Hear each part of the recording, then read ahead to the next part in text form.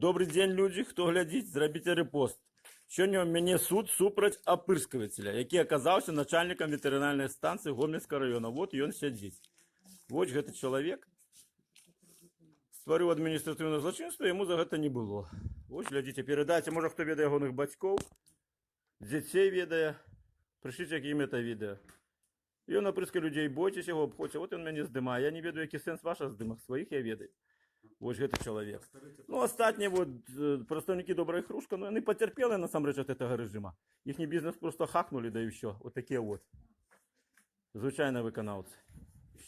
Ну, больш не буду паказваць. Всё, добрага вам дня ўсім. Дзякуй.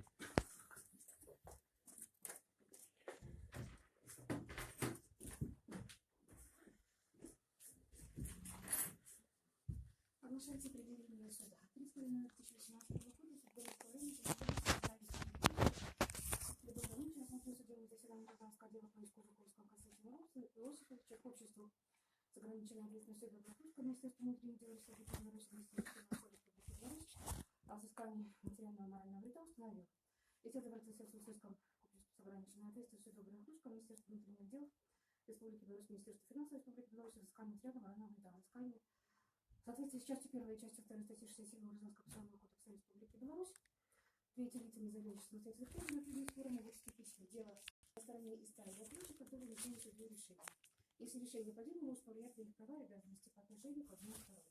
Третье лицо может быть привлечено к участию в деле также по ходатайству юридически заинтересованных дела лиц или по инициативе суда. Выслушав стороны, свидетеля материала дела,